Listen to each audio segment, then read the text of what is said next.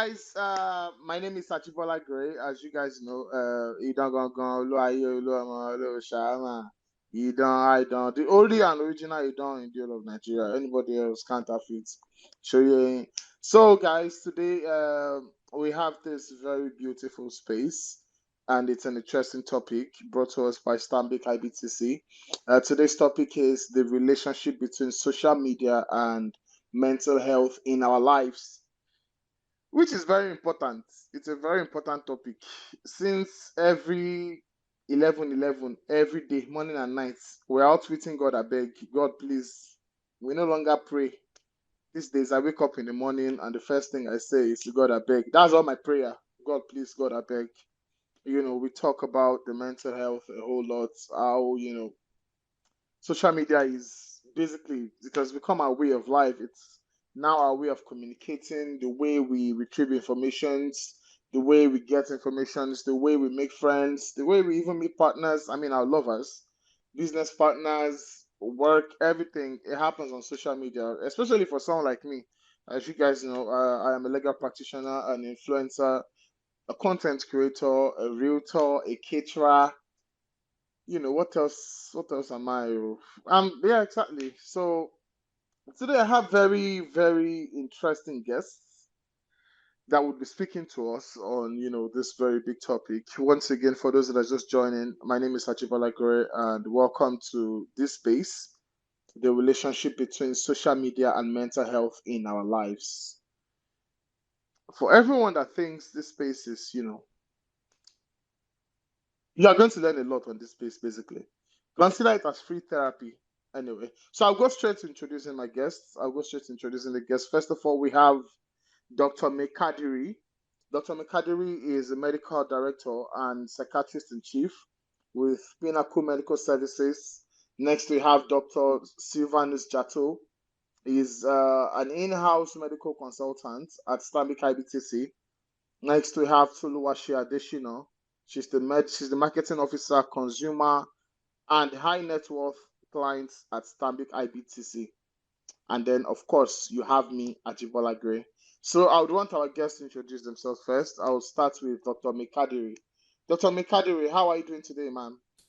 I'm cool. Thank you very much, Ajibola Gray. It's very it's very good to hear. It's very good to hear from you. It's very good to have you here.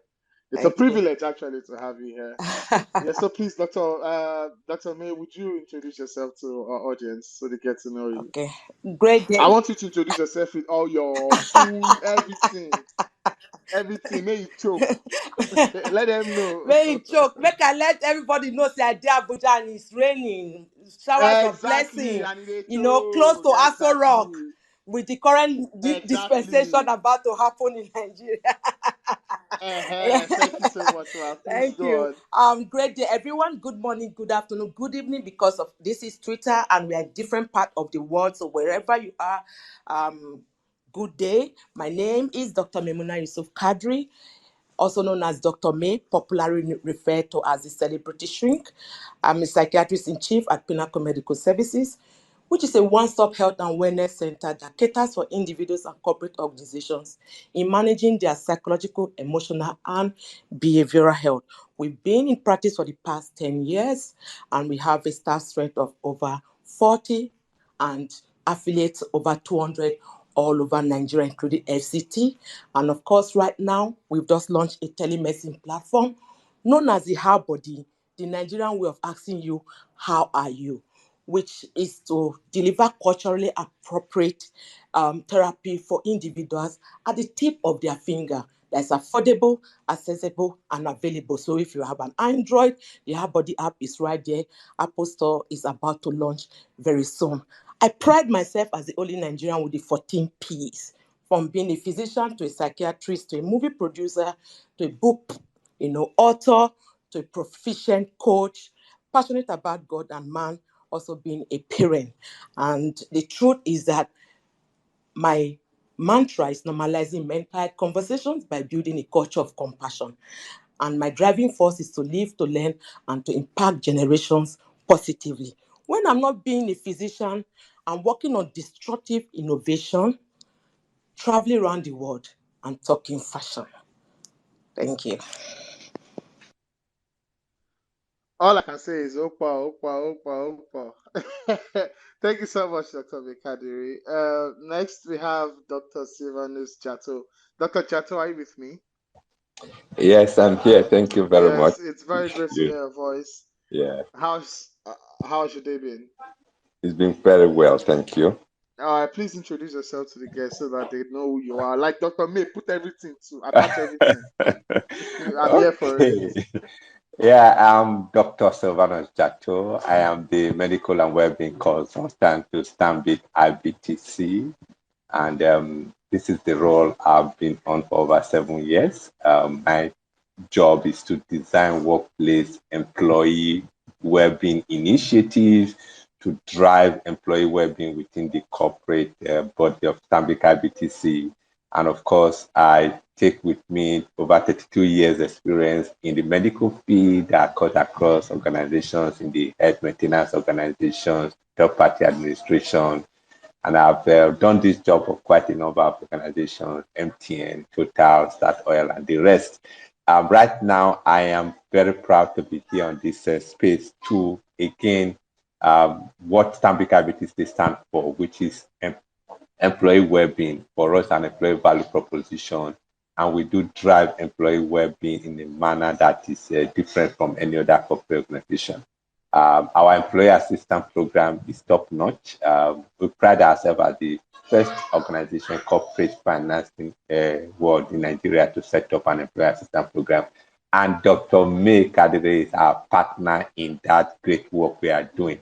And it is all about normalizing mental health and knowing fully well that even as your physical health is important, mental health is important, and everything we can do to also share with people out there what we're doing in ensuring that mental health is adequately taken care of. Stanbic IBTC will be willing to share some of our experiences. We have quite a number of awards to that, from People Magazine to the ASBSAFE awards that shows that we are doing the right thing. So it's good to be here. Thank you so much, Dr. Chato. Thank you so much. It's a privilege to have you also. Next, we have Toluwase Ade. I almost said Dr. Toluwase Adeshina. But yeah, we have Toluwase Adeshina in the house. Toluwase, can you hear me? Hi, Ajubala. Good evening. Good evening. I almost called you doctor. You called me a doctor. You know. Okay, Dr. Toluwase Adeshina. Please introduce yourself to the house. All right. Good evening, everyone. My name is Toluwase Adeshina. I'm a marketing consultant. I'm passionate about people enjoying what they do. So I work in a bank. I'm a serial entrepreneur. I have a gift curating company. I own a fashion brand. I literally enjoy what I do. So let's just leave it at that. But like Ajibola said, you can add doctor to my name.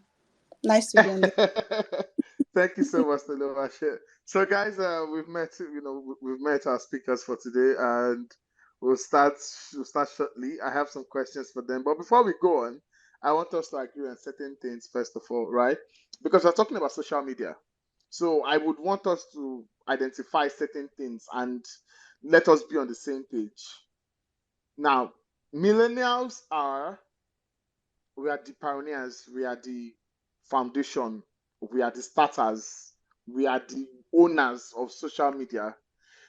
No, I'm not trying to shade Gen Z, but Twitter belongs to millennials, Facebook belongs to millennials, YouTube belongs to millennials, Instagram belongs to millennials. Gen Zs, you have TikTok. Even Snapchat belongs to millennials. So we are the it of social media. People will make us feel like we're old and all of those things. So yeah, we are going to go straight to the point and go straight to our questions and talk to our speakers. Before we go on again, this space is brought to you by Stanbic IBTC. The topic is social media, the relationship between social media and mental health in our lives. As we all know, almost everything we do, like we said earlier, almost everything we do in our lives now, it revolves around social media. We work here, we meet friends here.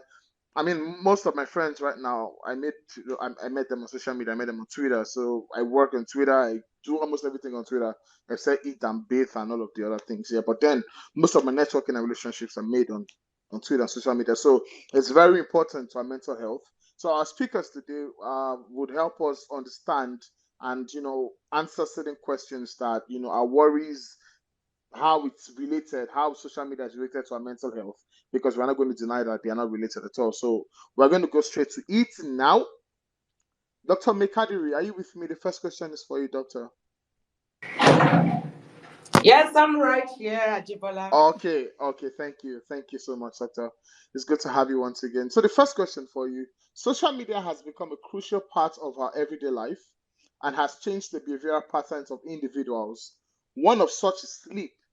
How does sleep deprivation due to social media engagement impact our overall well-being? Great question, and I like the way you started. It's not like you are beefing the Gen Zs, but the millennials have actually paved way for a Yeah, lot of. exactly. We have to be clear. You are not beefing them. You started a lot of things, and I also want to quickly add here that the millennials are also the therapy generation. The millennials changed the narrative when it came to therapy. Requesting that they need help and making our parents understand that, look, the way you were before it's not the way things are now. I feel depressed, I need help, and I must get help. It's not village people, it's not monitoring spirit, it's not back to sender, but I need help. So when it comes to sleep and social media, is very key that we understand that quality sleep is such an essential part of life. I want to take a moment here and imagine if a car is left on for 7 days straight. I want us to imagine that. What do you think will happen to that car? Not only will the fuel and battery drain, the car will start overheating and have all sorts of problems. That is to show you how important that period where your car is switched off is. This illustration is just, I'm just sharing how this car, can develop problems and what can happen to you as a human being if you are just driving, doing whatever it is, listening to our Perspire to Inspire. You do not need to sleep. You will sleep away your destiny if you sleep. Quality sleep is a necessity, not a choice. Without it, we will not be able to function properly. Because when you look at things generally, the rise of social media has fundamentally transformed the way we communicate, interact, and even consume information. As these platforms become increasingly integrated into our daily lives, they have also begun to impact our sleep patterns and overall well-being. In recent times, you find out that sleep deprivation due to excessive use of social media, especially among our young people, has been on the rise. So many young people are now dealing with social media addiction, and it's affecting not only their sleep, but of course their ability to function, concentrate, and to be productive. So what some of us do not even know is that the screens of our electronic devices, like our smartphones, computers, tablets, television, they emit something that we call blue light. And this blue light, messes up with our body's ability to prepare for sleep, because what does it do? It suppresses the body's way of releasing a very key hormone that facilitates sleep, which is called the melatonin. Some of us must have gotten melatonin from, across the counter to take. It's one brilliant person somewhere that says, this melatonin is what, that is being produced to make you sleep better. Let me package it into some caplet, and then people will buy. And some of us are buying it as multivitamins, trying to make it look like, it is going to help us sleep. Let's not forget, if you don't sleep well during the night, you are going to feel drowsy. Sometimes you even have, mood swings. It will even affect your productivity. And of course, you will start even making mistakes. So when you are sleep deprived, it makes you feel fatigued during the day. It tampers with your ability to focus, pay attention, and concentrate. It also affects your mood. And of course, like I said earlier, it makes you more at risk of developing what we call mood disorders, the depression and all the things in between. It makes you more irritable and frustrated. So you just see somebody in the morning, you greet, good morning, mother. What is good about the morning? Just see the person just pouring their anger on you as if you are the cause of their problem. And it can also affect your memory and decision-making skills, because your brain and your body need sleep to function. And sleep is needed for you to reboot and refresh. And when it's taken out from that equation, there's definitely going to be issues. That's why some of us, even when you charge your phone at night, use it actively like Ajibola Green. By 12, 2 o'clock, you have not charged it, it will become orange. Before you know what is happening, it will become red. So that is why it's very important for us to sleep. So as I round up this very important question, I'm letting us know that sleep is an essential component of our overall, health and well-being. And if you do not sleep well, it will affect you both physically and mentally. Physically, you can develop hypertension, diabetes, obesity, all sorts of, physical related chronic diseases. And mentally, like I said, mood disorders, anxiety. Just take the issue of Hilda Bassi.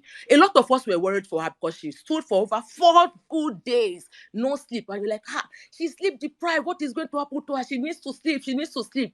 So imagine you in that situation. We definitely knew that she needed to sleep well so that she can function well before the media runs and everything.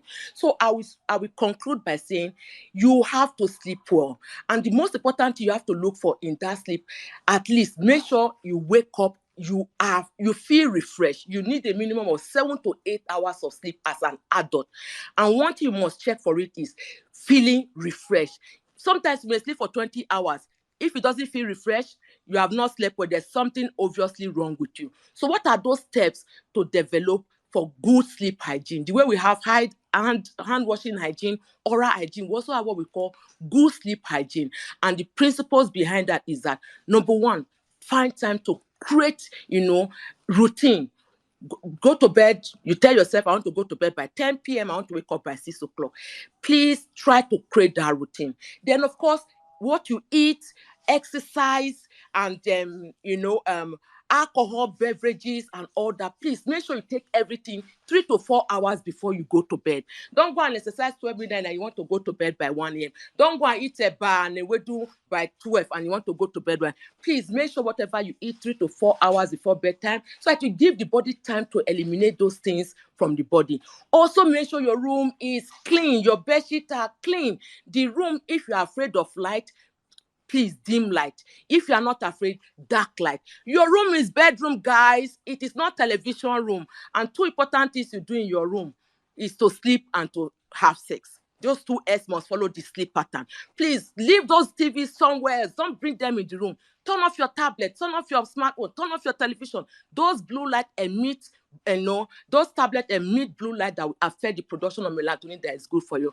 And most importantly, if you go to bed finally, in 20 minutes you are still tossing and turning and you haven't slept, get up from the bed. But don't go and check your social media. Don't go and check your emails. Take something like a hard book to read, maybe shower, take something that is relaxing. And when you feel better, you go back to sleep. I think this, for me, I'll end here, pending other questions. Thank you so much, Dr. May. And thank you also for dragging Ajibola Gray. Because but guys, to be very honest here, I had some issues earlier in the year, and it was because throughout December, I barely slept and my BP shot up so high. And I understand perfectly what she's saying. You guys have to sleep. I wish my friend was here. This guy, not my friend per se, but some guy I know. Oliekun, I've forgotten his name, Agba or something here. He doesn't sleep. And I tell him every time to sleep. So guys, sleep is very, very important, like Dr. May said. We'll be moving on to the next question now. The next question is for Dr. Jatto. Dr. Jatto, are you with me? Yes, I'm here. Okay, thank you very much, sir. Your question is, how does social media use impact our productivity and ability to prioritize daily tasks? And what strategies can be used to manage this impact? Let me go again. I think I was fast. How does social media use impact our productivity and ability to prioritize daily tasks, and what strategies can be used to manage this impact? Dr. Jatto, you have the floor. Yeah, thank you very much. Social media has come to stay. All of us, one way or the other, will be in the social media, whether you're doing Facebook, you are doing TikTok, you're doing Instagram, or you're doing WhatsApp or whatever. Everyone will be there. However, going on social media, you have to be very specific and define what you're going there to do. What is the purpose of being in the social media, to what is your objective, for being in social media, and what you plan to achieve. And of course, social media can become a distraction for those key things you really want to achieve if you are not able to differentiate the time you have and how to apportion it. So you have 24 hours in a day. If like Jibola, everything you do is on social media, fine. But of course, Dr. May has also talked about the fact that you can't do social media and deprive yourself of sleep. So you now need to define that 24 hours I have is very sacrosanct. 8 hours out of that 24 hours is for your body to refresh, to rest, to reset, to detoxify. So, and Dr. May had adequately addressed that. Then you are left with 16 hours.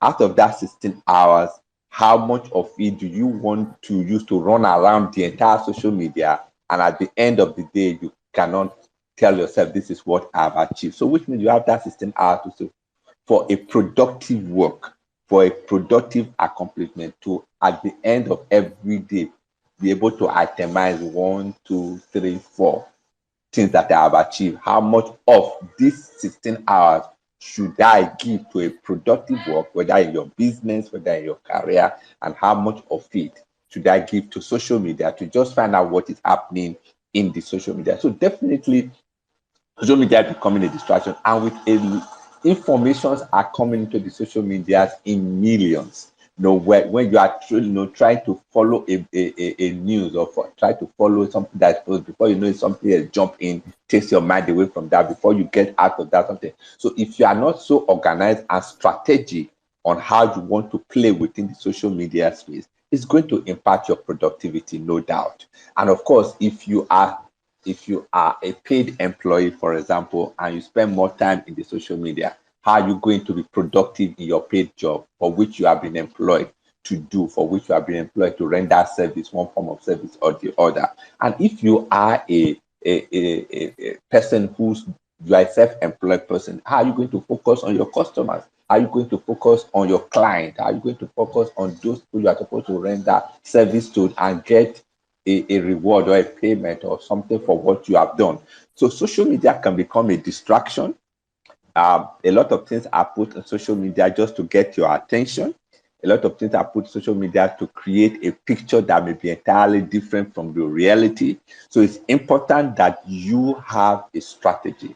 You have a purpose for being in the social media. If it supports your business, supports your work, supports your career, how much of that 16 hours that you have you want to devote to get what your support you need from social media to be able to be productive in your career, in your business, or what you do. And of course, you need, okay, what is my purpose of being in the social media? What is the objective? What do I want to do? What are the things that are important and definite to my success and to my productivity that I need to take from social media to be able to achieve my goal? Those are questions we all need to answer. Otherwise, at the end of the day, we just run around within the social media, follow all the trails, all the news, all the things that are being posted there. And of course, our productivity in the definite things. And of course, we all want to achieve success, one form of success or the other. Sometimes some of the successes that are posted in the social media are not a true reflection of what things are. And of course, if that is what now takes your attention, you are not able to pursue your own goals, your own objectives. So it's very important that we are strategic. It's very important that we know our aim and objective of being in the social media and the purpose for what we want to achieve. That is the only way you could take your time and appropriately utilize it, both for what you are pursuing as a definite goal and what you want to get from the social media. So it's important that we have our eye on our goals. We have our eyes on the things that we've set, goals that we set for ourselves, so that social media does not become a distraction. If it becomes too much distraction, definitely it's going to impact your productivity. In some offices, you are not allowed to bring in your mobile devices in. If you have a system to work at office, you are required to be working on it. It is for that purpose of being productive that sometimes you are not allowed to bring in your personal devices into, because you are required to work with the system you have in the office. All is the effort to ensure that you are productive. So definitely, social media can be a distraction and could impact negatively your productivity if your time is not well apportioned for what you want to achieve. Yeah. Thank you so much, Dr. Chato. Thank you so much. That was very interesting and very, very educative also. We are moving to Toluwashe now. Toluwashe, can you hear me? Yes, I can hear you, Ajibola. Okay. Oh yes, I love this your own question. It's very important. It is too important. I promise it's very important. Younger Okay. generations are influenced by the celebrity lifestyle, which has developed many trends of building a specific online persona. In what ways do the expectations and pressure to maintain a certain online persona impact our mental health and relationships? All right. Thank you for that question, Ajibola. I personally believe that social media is a platform that is both useful, that is very useful, really. And the outcomes you get from social media use really depends on how you use it and how you process whatever content you get from social media. So, to a very large extent, you can't control what people post on their pages because it's their personal page. They can decide what to post and what not to post, right? So, we come on social media every day, we interact with content, we see people celebrate their wins, we see people celebrate all sorts, we see lifestyle content, really content across different segments.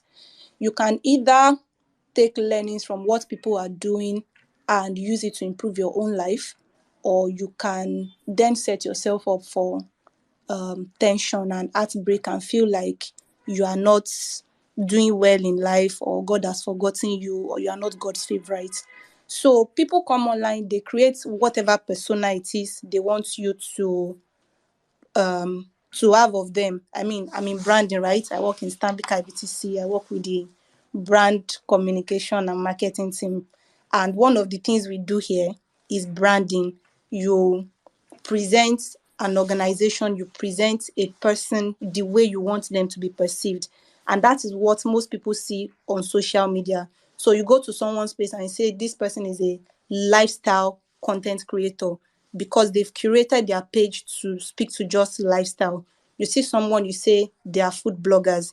So all of these are personas that people have created, and that is the perception of them that they want you to have. So it is left for you to decide to say, oh, I love what this person is doing. I'd like to do same for myself. Or you can say, oh, this person is 23 and she just bought a what's the car that is raining now? A A GLE. Vela, or GLE, You yeah. feel like 7 and I don't even have a bicycle. Maybe God doesn't exactly like me as such. So we really need to be mindful of how we process the information that will come across on social media, because when it's all said and done and the lights are off and it's just you in your room, what then happens to you? You start either having good thoughts, creative thoughts on how you can improve on yourself, or you start having negative thoughts on how your life is not going so great. For relationships, I like to cite the example of Valentine's. I, for one, because I do a bit of lifestyle, gift curation, and all, I know Valentine is a very big period. And you see people come online say, oh, this is the best thing that has happened to me. And nobody's even talking about you, whether you are the good thing that happened to them or you even exist. It can get to you. You can start feeling like there's no love in this world for you, and it might impact on the way you perceive yourself. So really, it's about you understanding that there are people who love you and people have different ways of expressing their love, right? Some people like, oh, post me PDAs. I know there used to be a phase in my life where I used to fight my partners. If you don't post me, you don't love me. But right now, I honestly do not care. As long as both of us are aligned that I'm committed to this person, I have a loving family, I have friends that care about me, that's more than enough love to take care of me in this life. So we really need to be mindful of the contents we come across, right? And the way we process them, because it can impact on our relationships, first with ourselves and with the people around us. Because you don't want to get into the space where people are showing you so much love, but you're not even paying attention to that version of love, which might be the one coming from your friends and families. You're looking externally to pick on the ones that are not showing you love as such. I don't know if you get it. So we really need to be mindful of how we process content that we see online. People celebrate their wins, they hardly celebrate their struggles, they hardly give you tips on, or the number of struggles they really had to go through. Someone will come online and say, oh, I just won this scholarship, what these amounts. But do you know how many rejection letters they got? Do you know how many applications that went out? Do you know for how long they had to wait to get that win that you now see, and you're being so hard on yourself? So we really need to be mindful of how we process the information we see online pertaining to relationships and the celebrity lifestyle and celebrity content that we see out there. I mean, it can be very, it can trigger you. It can make you feel like there's no hope for you in this world again, maybe in the next world. But you just need to understand that life is in phases, right? And it's a journey. You are on your own journey, they're on their own journey. You might have things they don't have. That thing you are longing for, or the little you have, might be what they are even looking for in their life. So you need to just understand that it's social media. You can't control what other people post, but you can make use of it however you decide to. I like social media because it's a leveler. It's a platform where you can interact with people. I like Twitter so much because you see people, they call it drags, right? You see someone dragging maybe a prominent person in that sense. And when they do their findings and they post and say, oh, this you, I like that caption. And you just realize that this person dragging someone is nowhere near the person they are dragging. So you're like, oh well, awesome, right? So social media is really a leveler. It's a platform where you can network with people that ordinarily you might never get the privilege to speak to them one-on-one. But when you see them on social media, you can engage them through their DMs, through their comment section and whatnot, right? So I believe that social media is a great platform. It's a great place to be. Strongly representing the millennials here. We've really done you guys a favor. And we just really need to take the good out of it, right? Thank you. Thank you very much. Thank you very much, Oluwase. The way you answer this is so right and so correct because there's something I always tell people that whatever it is you see online, do not be intimidated by it. If it can't inspire you, then if it can inspire you, it can also weigh you down. But then you have to understand your reality. You have to know your reality because for example, someone like me, I would only post my wins on the timeline. I'm not going to post my failures. I'm not going to post my disappointments. I'm not going to talk about how I was rejected. I would only talk about my wins. And I remember when I used to, when I got into content creation and I used to see a lot of content creators, they post their bends today, they post, and in my head I'm like, this thing is easy. It's very easy. Until one time I went to work with someone, a very big and popular content creator, and we shot about 7 videos in one day. I almost cried. I was tired. I was exhausted. It's a lot of work, and a video that you post for a 3 minutes, 4 minutes skit or thereabouts might take you 2 hours, 3 hours, 4 hours to shoot. A skit of 5 minutes will take about 3-4 hours to shoot. So we don't know what happens behind the scene. We don't know what people go through behind the scenes. People only post their wins. Most of the times, people just post their wins alone. So please, guys, I would beg you guys to know your reality. Focus on your reality. Don't be intimidated about anything. Don't let the pressure get to you. There is time for everything. There is time for everyone. Thank you very much, Oluwase, once again. Dr. Mikadiri, are you with me? The next question is for you. Right here. Okay, so before I ask you a question, Dr. Mikadiri, let me ask the audience: Are you guys learning anything? If you're learning anything, just give me an emoji or something. If you're learning anything at all, please give me an emoji. I need to know that you guys are learning something. Oh, never mind. I can see the comment section. Thank you, guys. I can see the comment section. Thank you, guys. You guys are learning a lot. Dr. Mikadiri, Yeah. your question. Misinformation sharing is a rising social problem, and its effect has led to conspiracies and adverse reactions. How do social media platforms contribute to spreading misinformation and conspiracy theories, and what impact does this have on our mental health? Great question once again. And, this just takes me back to the COVID era. But before we even dive into that COVID era, all the pandemic, the lockdown, isolation, and all the conspiracy theories, it's good for us to understand that social media platforms have revolutionized the way we communicate and consume information. Because we have billions of users worldwide, these platforms have become a very powerful tool for spreading information and ideas. You know, I tell people, they will tell you, I want to learn this, I want to do this. I say, have you gone to Twitter?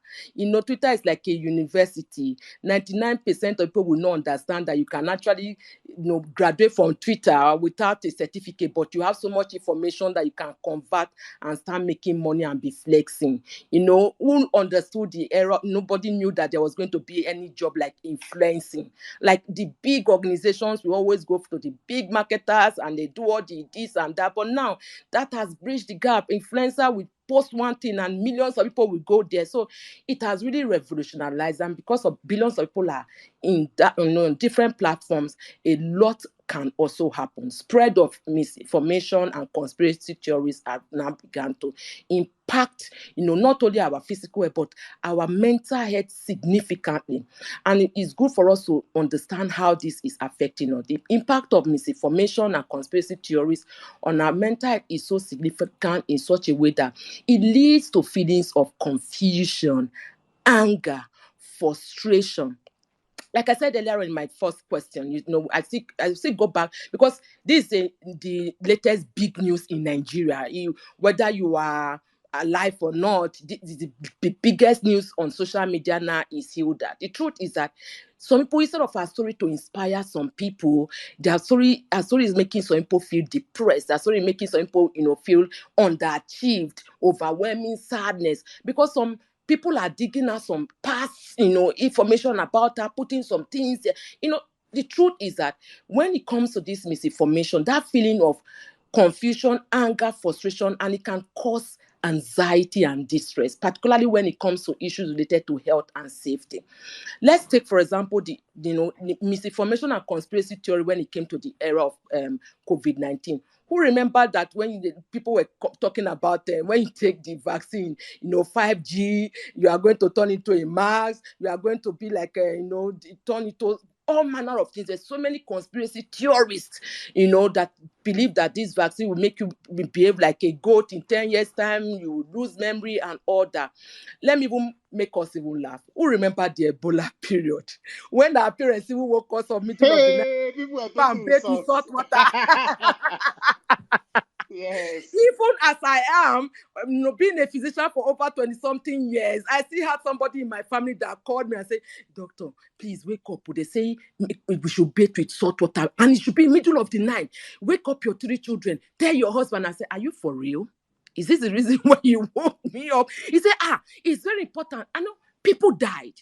Even during COVID, have you forgotten the ginger and the garlic and all the mixture?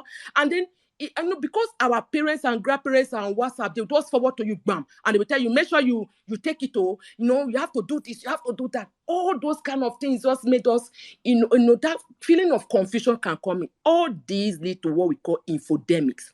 Infodemic is worse than pandemic, because during this pandemic, we fought a lot of infodemic. I happen to be the psychosocial team lead with the COVID-19 team in Lagos State. Of course, we know Lagos State was the epicenter, and I worked closely with the commissioner and governor and everything, and I knew how we had to battle with infodemic through the RISCOM lead, and that has been a major thing. So the constant exposure to misinformation and conspiracy theories can lead even to a sense of helplessness and despair. And of course, this feeling that nothing can be done to combat these beliefs can lead to a sense of hopelessness and depression. And let me tell you us about this depression. Depression is real. 1 out of every 5 living Nigerians right now is currently depressed. So if you look at this platform now, wherever you are, count the people around you. If people are 5, trust me, one of you is depressed. But I might have showed up in the office smiling, being productive, because we have what we call smiling depression. So misinformation, conspiracy theories have led to a lot of people having anxiety and depression. So what are the ways we can even deal with this misinformation and conspiracy theories? It's good for us to, first thing, fact checking. Fact checking websites are even there. If you get any information, somebody can just tweet in the corner of one part of the world, even Siberia, and because of the engagement and retweet and everything, even if it's not right, people will just take it as if it's something. Blogs will take it, people will, and they will, People will be categorically telling you that it is right. Meanwhile, there's nothing right about it. And because of engagement, you find out the social media, with platform will drive it in such a way that people would actually think it's right. So please, fact-checking websites are very good because this will help you check the accuracy of the information. The second thing is check for the original source. This information, who was the one that first tweeted it? Who was the one that first put it on Facebook? Who was the one that first put it on Instagram? You should actually check the originality of anything that is coming out, because look, in law, the truth is that there's no ignorance. So, and everything that you see, WhatsApp, they keep updating us every time. WhatsApp now, they do admin. WhatsApp, before you know it's happening, some fight now, especially for those of us that live in estates. Estate WhatsApp group are some of the most toxic. Quarrel here and there. I have seen in cases where they will come and serve you legal paper directly to your doorstep. Quarrel that started on WhatsApp platform has entered the one chance. They'll come and serve you paper because they believe that you deliberately did some certain things to make the forum, angry, or make people angry in that platform. So please check the originality of the source. Number 3 is also check the date. Check the date of the post or article to ensure that it is up to date and relevant. People are posting statistics that are not even making sense. People will come and post something that is way outdated. It's not even it's not even scientifically proven. I give you an example. They'll tell you, children living with autism, if they immunize them and give them vaccine, they will get autism. It has been proven wrong over and over and over again, but people will still put those things. So please check those dates, check the fact, check source of this thing. Also check the author. Verify the author credibility and expertise. This is what I want. In fact, everybody come closer. Let me whisper to you. You see all these things. Everybody is trying to be Google doctor on Twitter. Continue. You get it. Because if you don't get it, you know what it is, right? Google Forget doctor. about it. Forget about it, Ajibola. Because all these Google doctor, somebody has said, do salt and water. It will help you. Please stop doing all that trash. Get proper medical advice, because if anything happens, the person can disappear, from Twitter, tweet deleted, and person account not available, and at the end of the day, you are, even if you are alive, that you even know that you can even cross-check. Also, cross-check with other sources. Cross-check the information that you've got and multiple sources to ensure its accuracy. Use Google reverse image search. Use the reverse image search to verify the authenticity of this image that you've even gotten. There are some images you post, they'll just tell you it is not available. It has been pulled. I have IP over it. It is not something that you should, and they will drag you. So you have to understand. And most importantly, guys, use your judgment. Common sense, they say it's not common. I beg. Use your judgment. Use your judgment and common sense when evaluating the information that is shared online on social media. If it seems too good to be true or too outrageous, it probably is. That's just it. Because using these methods, you can verify the accuracy of information shared on social media and avoid spreading misinformation. Because social media can contribute to the spread of misinformation and conspiracy theories, which have a significant impact on our mental, like I said, anxiety, depression, topmost on our list. Sometimes misinformation can make some of us not to sleep well. You just find that your sleep will just disappear. You don't know what has happened because you are thinking of, maybe if I go and sleep now, something will happen because of something you read, and you now start getting scared.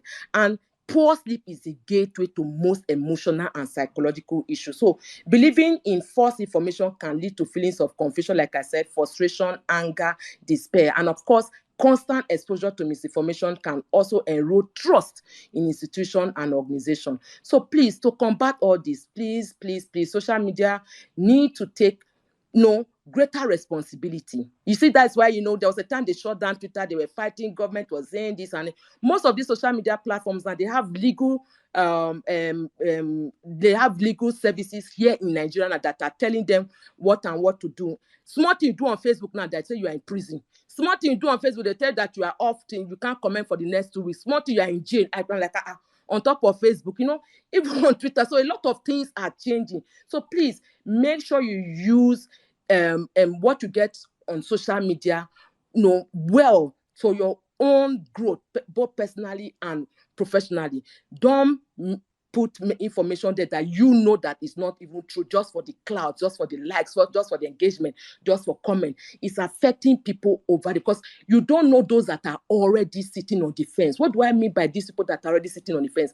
People that are dealing with unresolved traumas, people that are having challenges with, from their homes, adverse childhood experiences, already having issues with their mental health, and just that information you post online may just set them aside. Nigerians are supposed to be happiest people, one of the happiest people in the world. But why are we hearing issues of suicide every day? Jump on over the bridge, hang himself, take insecticide, and be wondering what really is happening. And it's not even to the older people, even the younger people. You'll be wondering, why will a 13-year-old want to and just taking his life? Because sometimes misinformation and conspiracy theories are the things that are driving this narrative. So guys, please, whatever information you get, pause, reflect on this information.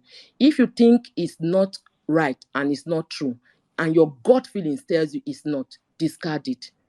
If not, you can share, and share with sense.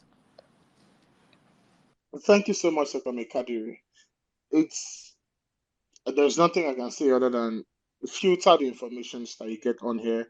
That is one thing I always do. Whatever it is that I see on here, I make sure I double cross them. I make sure I Google them. I make sure I ask people. I try to trace the source, because in the world we are in right now, where we have so much, technological development, it's so easy to spread fake informations, fake news, and all of those things. It's too easy. We have access to so many engines that can, promote these things. We have Twitter, and now we also have Google. We have a lot of search engines everywhere. So make sure you confirm your news. Make sure you confirm whatever information you're getting on here. Filter the information that you swallow and the information that you chew. Thank you so much, Dr. Kadiri. I hope we're having Dr. Chato, next question is for you. Dr. Chato, are you with us? Yes, I'm here. Thank you. Also, Dr. Chato, before we go on, guys, it is it's very important for you guys to know that these questions are...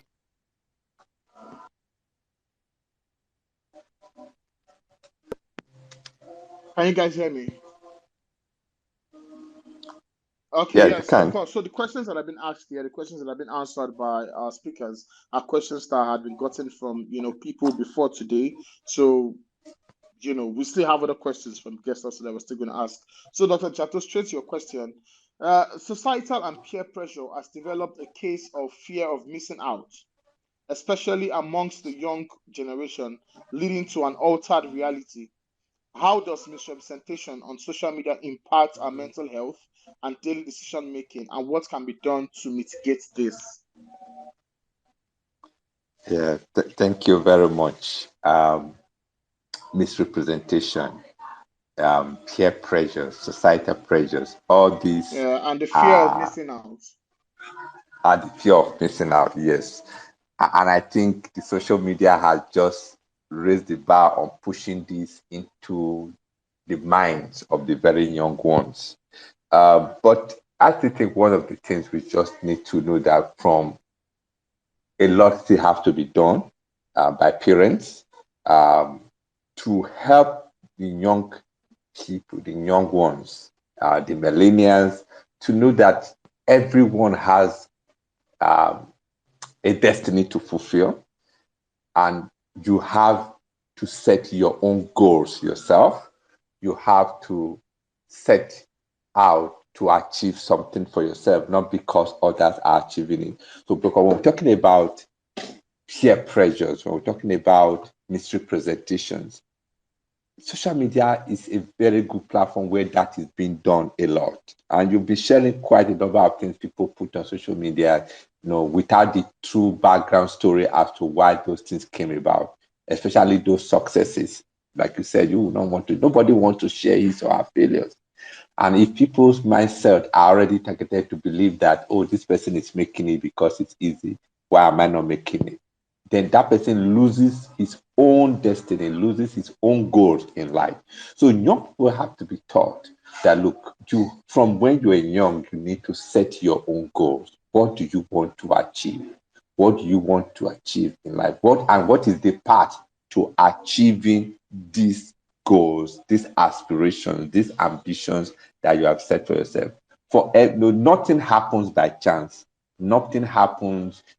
Certain achievements don't just come by willful thinking. Certain achievements don't just come by chance. A lot of hard work goes, a lot of preparation goes into whatever you want to achieve in life. So you probably have said for yourself, oh, this is what I want to become. And this is the path to that success. This is the path to achieving it.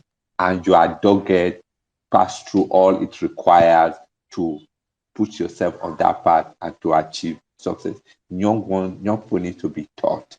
That is a basic tenet of living. That is a basic tenet of success. All the successful people you've seen, big mighty people you've seen, high network individuals, if you read their autobiography, if you read their journey, none of them achieve any of these things just out of the blue.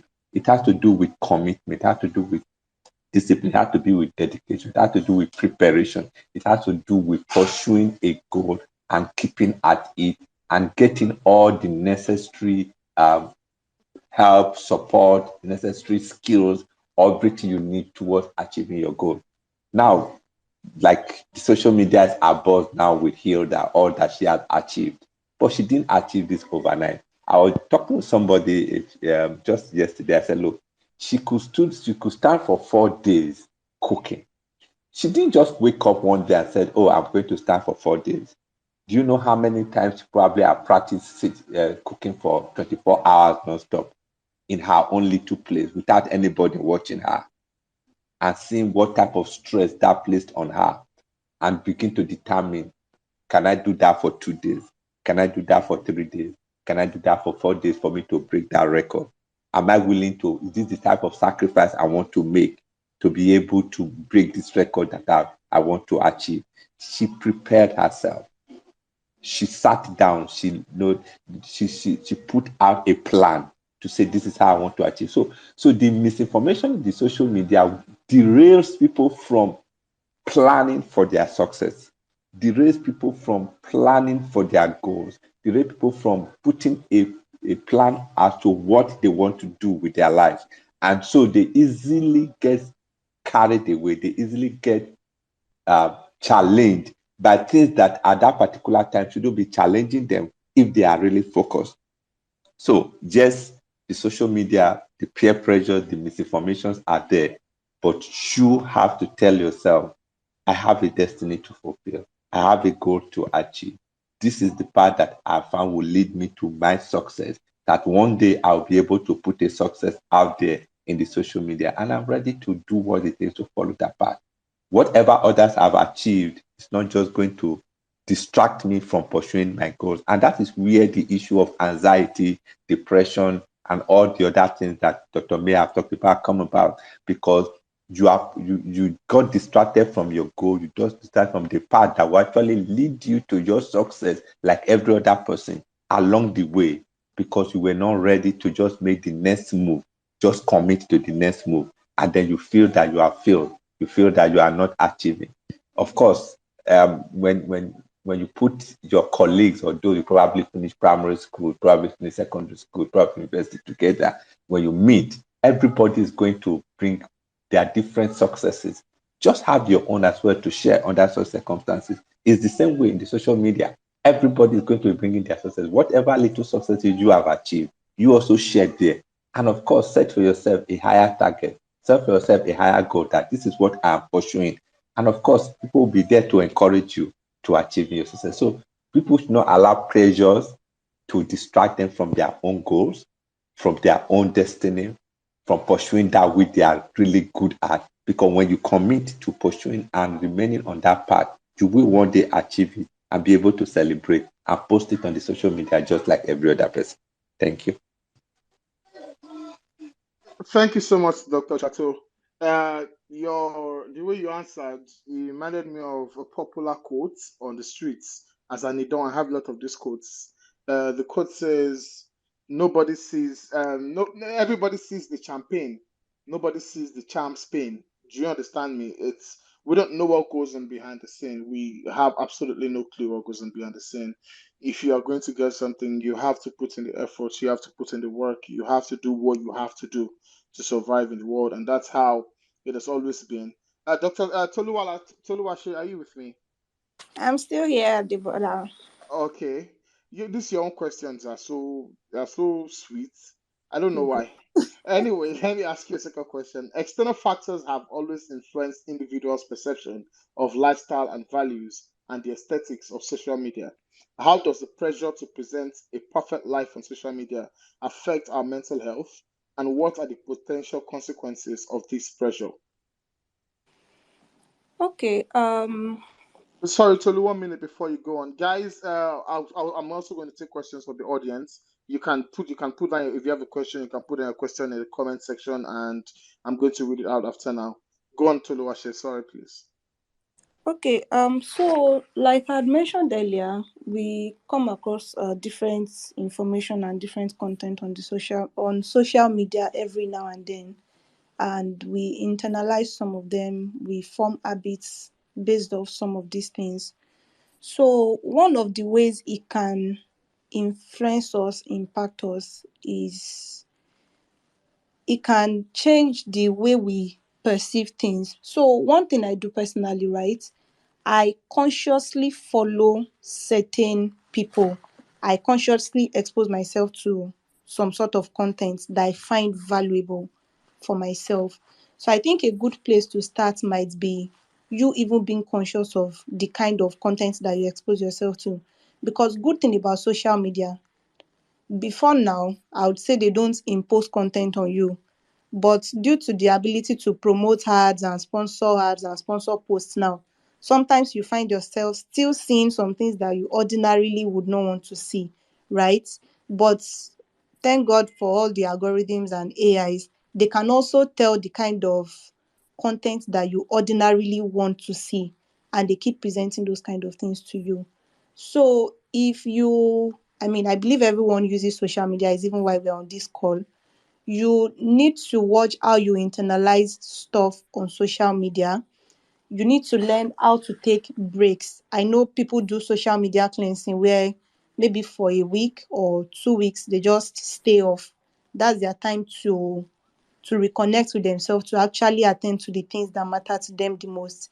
Because if we don't take conscious effort to do these things, you might then realize that you even lost touch with your real self, because now you are you are benchmarking yourself and the product of your life against what someone else is consciously curating. I don't believe every lady 247 in their homes are well dressed, prim and proper, and whatnot. But you would hardly find anybody who posts those kind of pictures online, right? Everybody's always looking at 4 plus 4 hits, you know. So we have to be very conscious when we try to model our lives around the personas that we interact with online. Like Ajibola said earlier, believe what you see on social media at your own risk. So you must consciously be able to select what it is that you see on social media and decide what you do with those information. One, so that you don't set yourself up for depression, or you then find yourself in a situation where you're angry at yourself, thinking that your life is not so great. Two, you must filter the content that you expose yourself to so that you only interact with things that you find valuable. Three, you can do social media cleansing. Take some time off. I know that people also time themselves based on how long and how many hours they spend on social media to make sure that they don't lose touch with reality. So there's the social media part of the world, the digital world, and there's the actual world, the reality where we all interact. So I think these are some of the things that you can do to manage finding a balance between what you see, the impression and the personas that you interact with on social media, and your reality. I hope that helps. Yes, it does. Yes, it does. Yes, it does. Uh, Social media no be real life. as much as sometimes it can, we have the little fragments of real life on here, but social media is not real life. Like I would always say, it's not real life at all. It's just like when people meet me and, because of my online persona, the whole, me don't run gun, do you understand? And then you meet me in real life and most of the times they expect me to expect me to be that person. I'm really not that person in real life. I'm quite shy also in real life. I'm more reserved and everything. So what we see on here, it's people do what they have to do to survive, right? So you would also have to filter your reality. You would have to understand your reality, be firm with your reality, relate to your reality. Don't be far away from your reality. Understand one thing: it is just social media and it is filled with aesthetics. I'm not saying fake life basically, but it is filled with aesthetics. Nobody really, like I said in the beginning, nobody's really going to put all their life on here.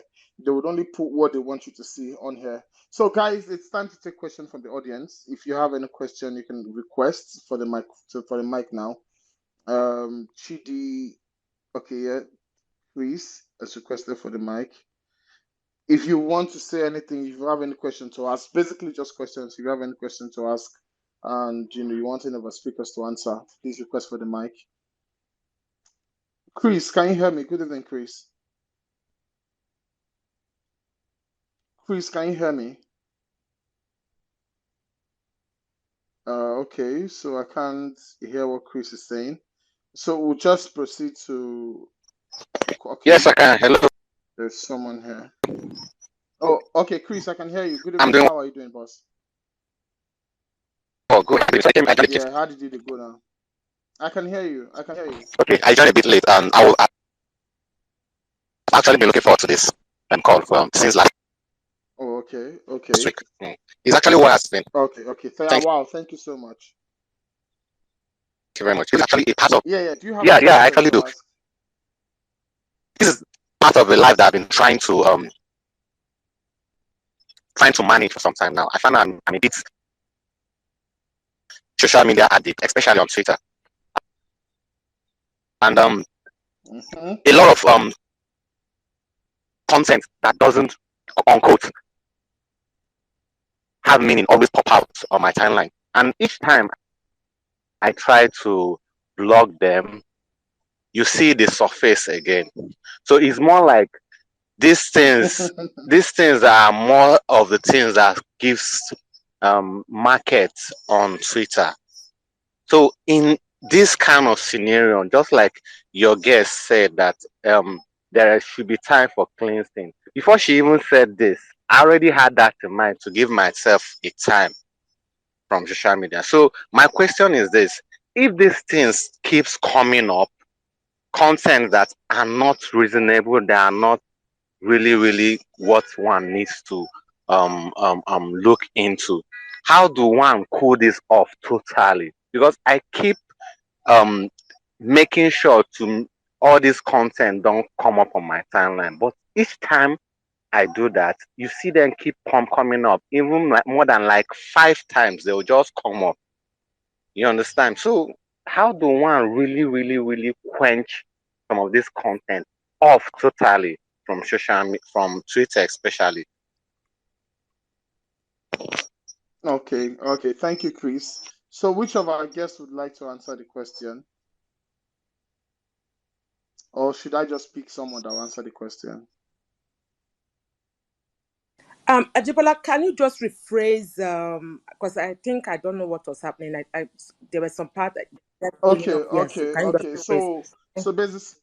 So basically, he said sometimes there are a lot of content that surfaces on the timeline, and he tries to filter them. He tries to block them, and all of those. Well, they keep popping up, and he's also addicted to Twitter and all of those. So, how can he control these things? How can he deal with them?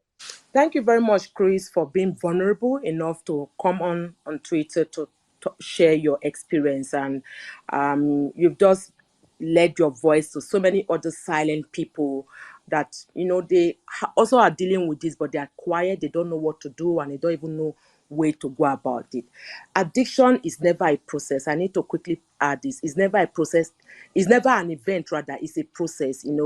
It's time, you get to browse, sometimes mindless browsing from time to time, you find yourself going on and on for hours. Maybe say you do 30 minutes, then you are there for like 3 hours, and then gradually that starts affecting. There's something we call dependency, and then of course increase in usage. So with time, you find out that you become tolerant. You find out that from that 1 hour to 3 hours, so you want to increase. So addiction, anything, you can be addicted to anything. Cola, drink, sex, food, anything you can. And so when people talk about, oh, I don't think I can ever be addicted, you've never been there. You cannot just say you cannot be addicted to something.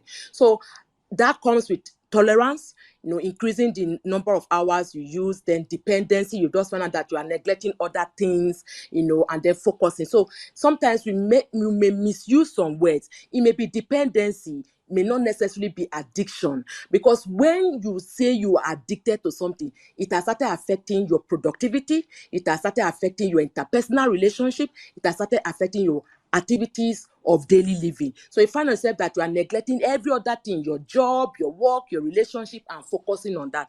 And that is when we can say, now this person is addicted. So you have to even delineate, is it a dependency thing or is it an addiction thing? So some of the things, one of the things you also made mention of is that some things pop up on your timeline.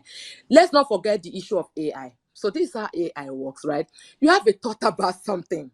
So I browse, brown bags. All of a sudden, all my timeline will be filling up with brown bags, from the cheapest to the most expensive. I'm wondering, how come I'm not seeing a lot of brown bags? So sometimes you see some people start tweeting, why am I having a lot of porn things on my timeline these days? What have you been browsing? What have you been thinking of? Artificial intelligence is here to stay, and sometimes, those are the things that just keep popping up and all that. But on the flip side, you may not have control over the things that pop up on your timeline. And that is not your doing. That is not you making it. It's the way the algorithm has been configured, and those things pop up. So social media detox is one way to go. Social media detox does not just mean that go off 1 hour and go, come back again. But it can start gradually, especially if you feel you are dependent, you are addicted to it. What can you do? Uninstall the app, focus your energy into that more positive things, activities that will make you happy. They are what we call feel-good hormones in the body, and we to give a very easy way of knowing them, we call it DOS. DOS mean DOSE. They are called the dopamine, oxytocin, serotonin, and of course endorphins. So there's a way that some of us, that early morning, you wake up, you have not even brushed your teeth, you have not even prayed, you have not even dressed your bed, nothing. You carried your phone, you've just destroyed your dopamine. So you don't just pick up your phone, you just find out that before you know it's happening, it has hacked that part of the brain, because dopamine is a reward, the reward center in the brain. So you just find out that with time, you just keep going and going and going, because it's a reward center, and you keep going. Before you know it's happening, you cannot function actively and become productive. So what are the ways to revert that? Achieving a goal, having a task, completing a task. So instead of picking up your phone, dress your bed, brush your teeth, pray, go for an exercise, something like that to boost your, feel good hormone dopamine, as against getting phone to hack into it. So uninstall, go on social media detox, have an accountability partner and say, if I go on social media, I will give you 10,000. I'm not saying 10,000, but you can actually have somebody like that. You can, that can be an accountability partner to, so that he or she can help you, gradually, get this out of your system, because an addiction is now a mental health disorder.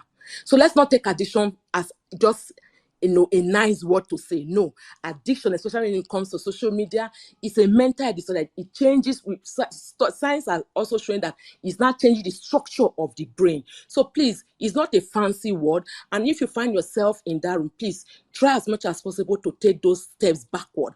Only saw the app, do a social media detox, have an accountability partner, do other things, engaging, as against being on it. And if you've done so many things and you find yourself, you cannot help yourself, seek professional advice. I tell you, you may not need to go into a rehabilitation, but there are what we call cognitive behavioral therapies that can help you to take care of yourself, build those coping skills that will channel your energy into more positive things. And of course, it can help you to to go back to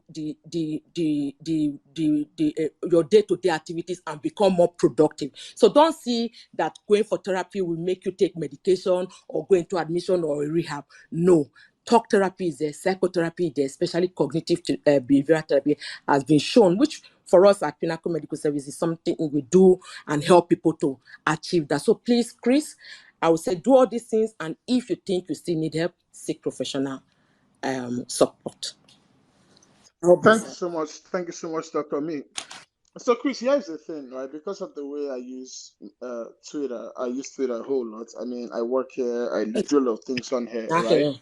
There are so many times people gave me a nickname one time, Mr. Who. They even did like a graphic design for that organization because I am always coming to the timeline to ask who. Not like I don't know what is happening on the timeline or I'm not present on the timeline, right? But there is a way I am on the timeline and I have absolutely no idea what is happening on the timeline because Yes. my timeline is arranged in such a way that I don't see everything that is happening. I could be on the timeline and be focused on a particular timeline on, let's say, there is a football discussion going on.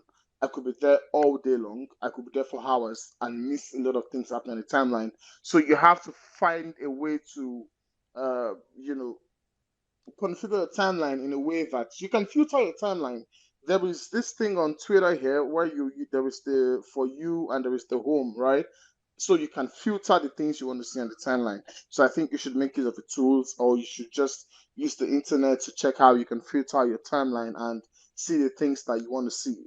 That is what I do.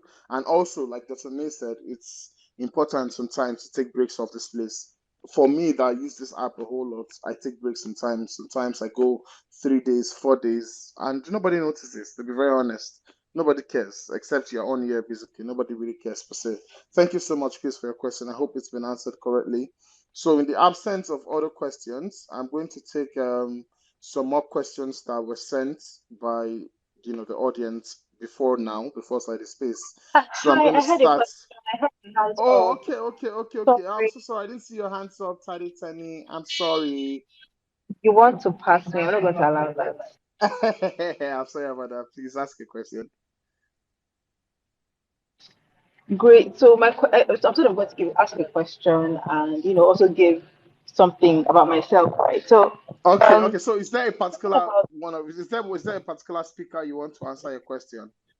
I mean, I think that this will be for younger people, so maybe Toluwashe. Okay, That thank you. Toluwashe will be more suited to ask this. Okay, But let me something about social media first.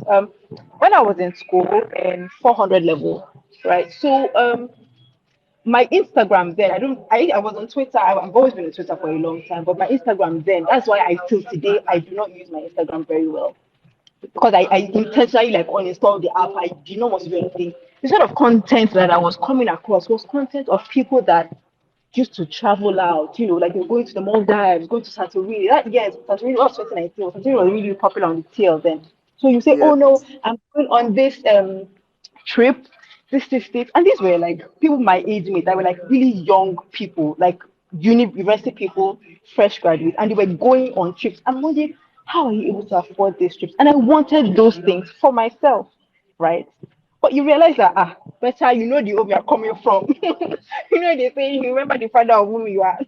Between me and you, we know this is not possible. So I mean, it sort of made me want to like, like maybe hate myself, hate my family.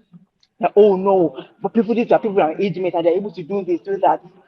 So at some point, it made me sort of really depressed because every night when I come back from classes, whatnot, I go on Instagram again, school, you see people having parties. Oh, my 17th, my 18th year birthday, my daddy bought me a car. Like, this is not even things that maybe you think people are doing bad things. Like, it's actually their family like doing all of this for them. And you feel so bad, like, oh my God, why can't my family afford this for me? Or why can't I also live this kind of life where I can be, a bougie baby? I don't have to worry about, what will I do after school? You can just have everything already sorted for you. So at some point, I spoke to someone, and the person said, "You better delete that nonsense app. Like, why are you giving yourself headache? You are where you are. How can you make the best of whatever it is, your own situation, how can you make yourself good? Basically, you don't have to live up to these nonsense, unrealistic standards. They will not show you when they are going through pain. They will only show you the good parts of their life. So why do you want to keep looking at that and keep wanting that, keep thirsting after that? And it made so much sense to me. I thought that that's true. I don't see any negative thing. Like on Instagram, I have not seen. I mean, that time nobody was coming to say any negative thing. It was only positive. Oh, I'm enjoying these trips and whatnot. So it's on the absolute. You know what? Don't give me hypertension. Don't give me high blood pressure. I'm just 20. I can't afford this Santorini trip. Okay, I'm not going to kill myself for it. And that motivated me rather to want to be something for myself. Like, okay, I cannot afford these things right now. Now, but how can I work? How can I find something to do? You know, so that in another maybe what I don't only God knows how many number of years I will be able to afford it, but I can just be something. And even now I can't afford the Santorini trip, right? But at least I'm doing very well for myself. I don't feel under any pressure to want to be something, that I'm not, right? So that's just it. Don't look at things and want to be like that. My question now is, if you're on social media and you're being dragged, what do you do?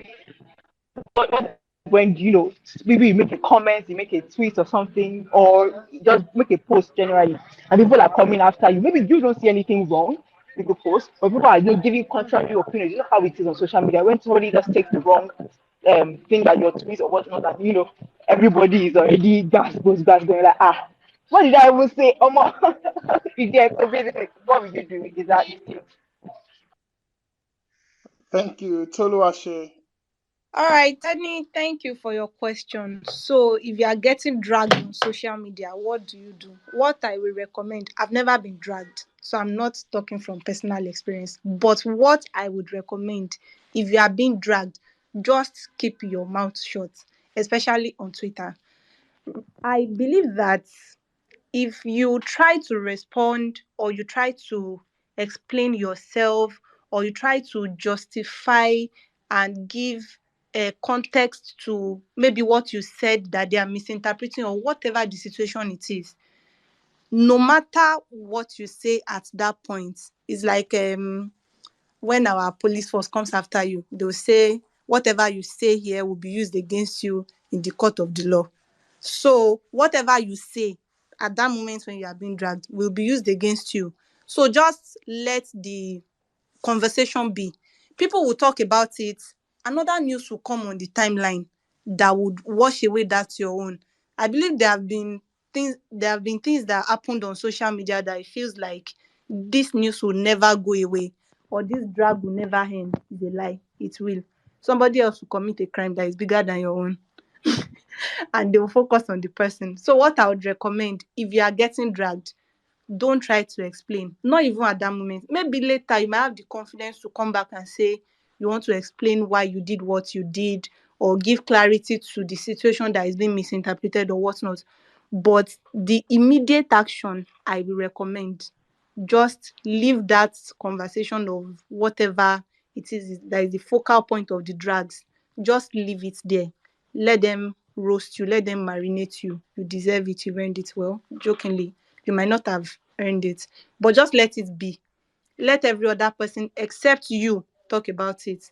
Then if you feel like you still need to clarify whatnot, I know especially when it comes to brands, you see someone dragging a particular brand, this. Most of the time, if you notice, they won't talk about it immediately. Then they would come back and do a proper rebuttal with either a document that has been reviewed by their legal team, their communication team. Experts have looked at it, critics have looked at it to make sure that they are not saying anything that will give them more reasons to be dragged. So if brands can be doing that, I think you too should do it for yourself. If you are getting dragged, back out first. That should be your first line of action. Then you can figure out what to do, whether to respond or let the situation die a natural death. Thank you. Can I add my voice to this very important question Yes, that he yes, asked? please. Yes, please. I will speak from the angle of being a therapist, and I will speak from the angle of having clients that have been dragged online. First thing, Lady T, is what are you even being dragged about? That is a very important question you must ask yourself. Sometimes it's something really genuine, is real, is what is okay to say, but you are being dragged. And each and every one of us on this platform, we have what we call personality traits. Personality traits doesn't mean you have a personality disorder. And some of us, our personality is that type of personality that, any little thing can affect you adversely. Some people will post something, if there's no engagement, they just have this overwhelming sadness, they just feel bad. I've had a client who was being dragged for issue of rape, and this was completely false, and it was so bitterly dragged. And when people come on Twitter and say, are you sure this happened, and they just thought he was, and it's a public figure, and they just felt that he was, he did what he did. I sat down with him as a therapist, spoke with him, got information, worked with his legal team, and found out that all these were false. But like what Toluwaseyi said, first go off that social media, because anything you put there is, you are going to be over explaining yourself, and that's a trauma response. You don't need that. You don't need to start going, it is like this, it's true, I have all this evidence. You do not need that.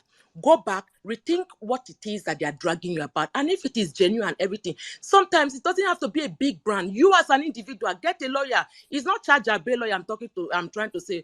Ajibola is a lawyer, though he's practicing as an influencer. You can reach out to somebody like Ajibola. Look, I need a lawyer.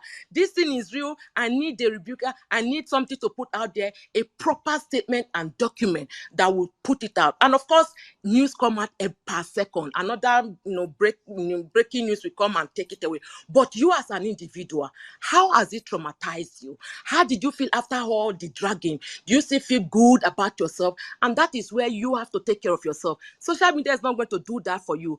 Being dragged can cost you so much more and make you lose self-esteem, self-confidence, self-worth. And you even have anxiety towards even using that platform again because of, I don't know what I will say now that people will drag me about. So you get help. You talk to a trusted person. Just have that, debriefing, and just, get things through. Because if your personality is that type that you feel really down and out because of matters like that, because we have what we call schizotypal personality or some other personality that are very, fragile, that anything that is not positive, it does affect them adversely. You get help, because social media is here to stay. Whether you sometimes you say good or bad, you can be dragged. It's a leveler. I can tweet and fight anybody on social media regardless. So you have to make sure you take care of yourself, whatever it is that you're about. Make sure you do not do anything that will further, affect you adversely. These days, you apply for a job, people are going to go and find out your Twitter handle and bring out information and say, you said this in 2010, and now you are coming to 2023 and all that. So just make sure that you know what you have been dragged about and take care of yourself in the midst of all the chaos. Thank you so much. Thank you so much, Dr. May. So I have something to say concerning this particular topic, yeah, as an avid Twitter user and as someone that tweets a whole lot. So first things first, right? In my entire life, I have never been dragged on Twitter. Never at any point, which is quite surprising for a lot of people. A lot of people actually are surprised by that fact. I've not been dragged on Twitter, but yeah, I have people that have been dragged because Twitter is a place where things can be taken out of context, and of course, sometimes they are right for cooking you or dragging you. Sorry, we use the word cooking here on Twitter. They are right for cooking you, and I think what you just do is just log out in that moment. Either if you think maybe you're wrong, if you agree with them that you're wrong, delete your tweet and just move on in that moment. Something in the moment will pop up that will take away the conversation from you. Somebody else will tweet on that nonsense, or another a topic will come that will take away the attention from you. And like Dr. May said, sometimes even though someone once told me that it's a bit over, that it's not that important, I think sometimes it's good to talk to someone, a professional, like a therapist that can help you with that, because people would say a lot of hurtful things to you when they're dragging you. Sometimes you would wonder what you said in the Yoruba thing, "Kilagwe kilaju." What do we carry? What are you throwing? Do you understand me? So I think it's very important that you sometimes seek professional help if you are being dragged on Twitter, because these dragons can sometimes it can take days or days. Sometimes if they really have your time on Twitter, they are dragging you for days. They'll go and bring out all your tweets from 2012 when you were young and you were saying a lot of nonsense. They'll bring everything out and they'll keep dragging you. So, like people that I know that have been dragged, once they start dragging them like that, it just, if they think they're wrong, they delete the tweet and they just log out or move on or do other things or just focus on other parts of the timeline in that moment. So with the absent, okay, I have someone here that wants to ask a question. Okay, so we'll come back. He's still connecting. We'll come back to him. Dr. May, I have a question from you, one from the audience. Can you hear me, Dr. May? Yes, I'm right here. Okay. What do you predict as the ultimate future of social media? Will it survive in spite of the mammoth credibility issues or ultimately be driven into irrelevance and become extinct as a result of these same credibility issues? I think you said one time that social media is here to stay. It's here to stay. Abid, I'll come back to you. Yeah, go on, doctor. It's Sorry. definitely here to stay. Please let's not even dwell into that with social media that no. In fact, we keep having more and more revolutionized. Forget it. When the TikTok starts, we see all the even daring challenges. People will even come and kill themselves. Do you remember the TikTok challenge that people were climbing crates of drinks? Yeah, the crate challenge. People yeah, were. If you see the hospital, people died. Spinal cord injury, fractures, and people were still doing. People were doing daring things. Remember the one of alcohol? Was it who was the musician again? That people were pouring themselves alcohol and setting themselves on fire. Oh, Joe Boy. Yeah. Joe Boy, So please, let's not even. It's not a topic for discussion. Social media is here to stay.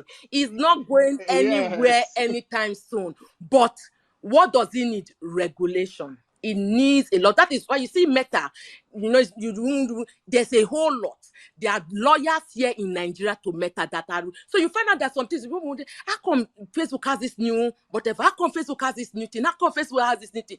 They are telling them. So for every of these social media platforms, they have legal advisors, in each in-house countries that are telling them these are the Nigerian behaviors. These are the things people should do. You may not do it in the other continent, but in this part of the world, these are the things. So they are being regulated. People are taking responsibility because we have seen a lot of things happening on social media that became legal in real life. We have seen people that we fight on social media in real life. Shebi, is you that was dragging me on social media last time, Abi? Is you here, Naba? The next fight has started. So the truth is that it is not going anywhere.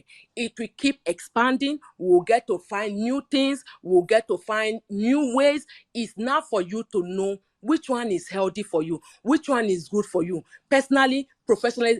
Like some people, they want to be in all social media platforms. Even if that is good, we know out of all the social media platforms, there's still one that we are more in tune with as against other platforms. So use it wisely, use it to your benefit. There are huge benefits of social media. I can't count how many things social media has done for me personally and professionally. Use it wisely, use it judiciously, use it responsibly. And of course, it will work in your favor. You don't have to be everywhere, guys. You are not Nigeria jollof rice, neither are you chocolate. You just have to pick where you want to be, and so that it will help keep you sane, because the FOMO syndrome is also here to say fear of missing out. Please, rather than you having the fear of missing out, have the JOMO syndrome, joy of missing out. Miss and take care of yourself and do the real things in real life and have real life as against real highlights. Have real life and, blossom and flourish, if that is what we. So please don't think about social media is going anywhere. It's not going to go anywhere. It's not possible. In fact, we are having new things that are coming up per second. As we are speaking, somebody is already developing something, here that it just, before you know it's happening, it just blow, and then all of us, we are jumping into it again. So yes. Just use it responsibly. Thank you so much. Thank you so much, Dr. May. Abid, are you here? Abid, can you hear me? Yeah, yes, I'm here. Oh, okay. Welcome to the space. Thank you so much for joining. Do you have a question? Yes, I have a question. Is there any of the speakers you want to direct your question to as well? Yes, preferably, I think Dr. Voice for... Okay. Yeah, yes. Dr. May. Yes. All right, please, thank you. Go ahead quickly and keep your question like because of time. Okay, thank you very much. Thank you, Stanbic. Thank you, speakers. Actually, I joined you from China, and I'm glad to be here because I learn a lot. My question is, based on what the speakers said, I am made to understand that it is important to find a balance between online and offline activities and to use social media in a way that supports our well-being rather than undermines it. So I need Doctor to please give me some tips on how to achieve this. Thank you very much. Dr. May. Yeah, please, our fellow from China, Ajibola, please just summarize what you said. Tips on how to do. Abby, please, can you come again quickly? Yes, I say I understand that it is important to find a balance between online and offline activities and to use social media in a way that supports our well-being rather than undermines it. So I need some tips on how to achieve this, the balance between online and offline activities. Perfect. Okay. That is so important, because truly we have to strike that chord. When do I go on social media? What is social media for? What do I need to use it for? What is it driving at? Why? And so many things. But the most important thing I want to also tell you is that you must first thing, it's like you being in business. Why are you even in that business? Which area of specialty are you into? So whatever social media platform you are, you have to find out, okay, professionally, LinkedIn, we always say LinkedIn is the best. And then the personal life, we see Facebook, people say Facebook is for outdated people, they are trying to shame the Gen X and Y, that is for mamas and papas. Why, of course, TikTok is for Gen Z, Twitter is from the millennials. So you have to find that first thing. What really do you want to use social media for? Is it for fun? Is it to create awareness? Is it to, just you have to find what works for you. And then, of course, ensure that in real life, you take care of yourself. And I always tell people about this. Self-care is don't undermine self-care.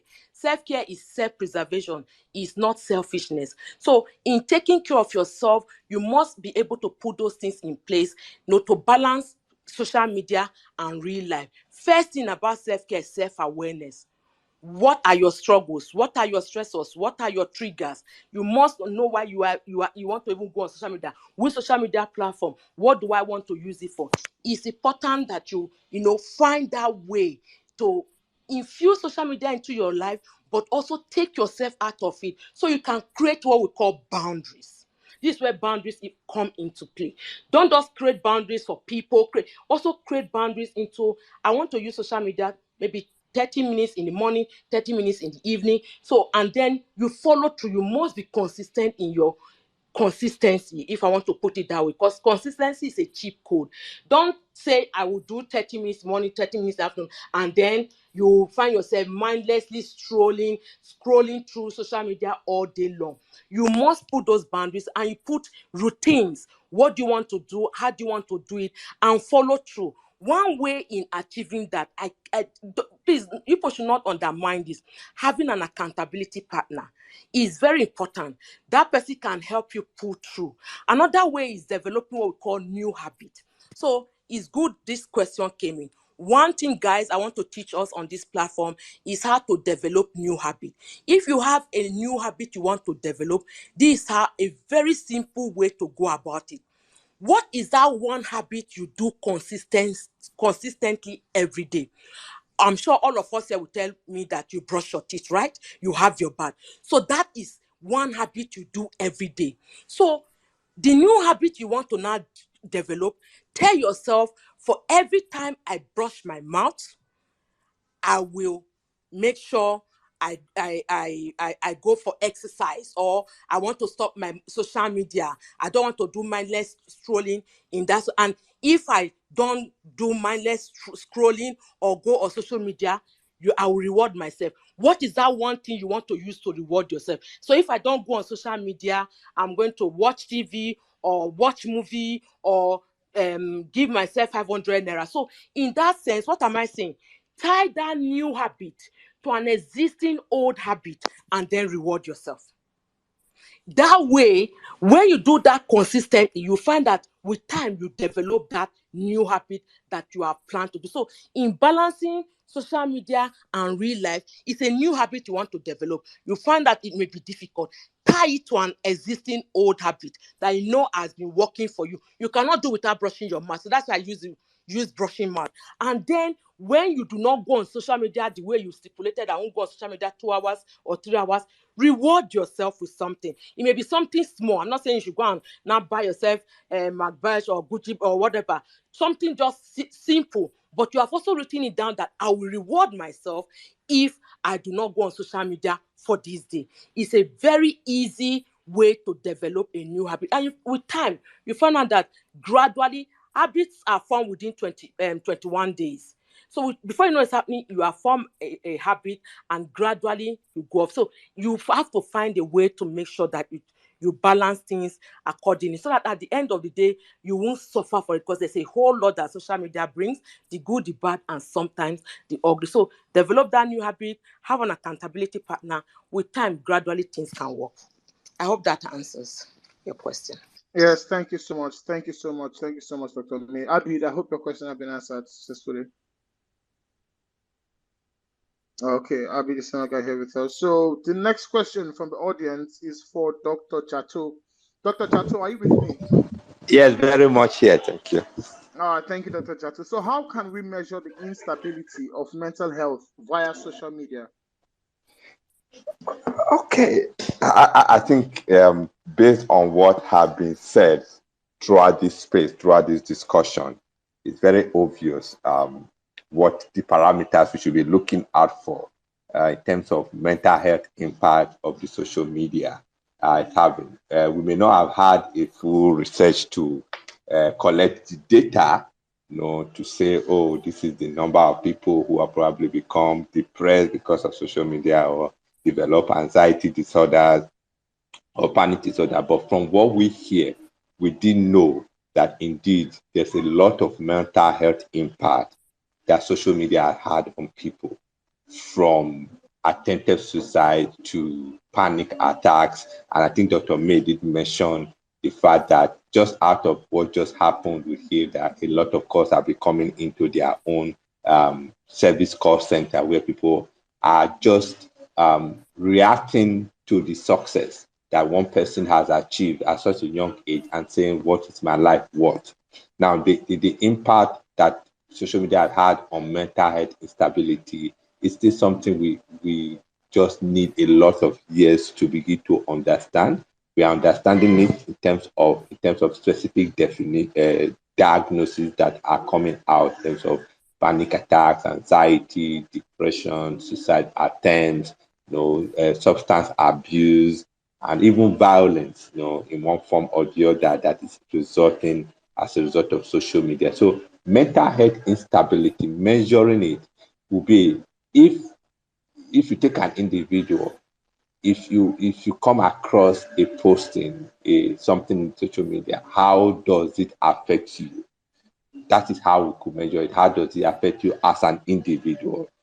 Does it begin to make you look at your self-worth in a lower manner? Does it reduce your self-worth? If the post in social media impacts you to the point of reduce your self-worth or self-esteem, then that is creating a mental instability for you as an individual. And if you take that posting and you take a group of people, a group of young people, maybe people at the same age, how does that thing on the social media impact their mental health?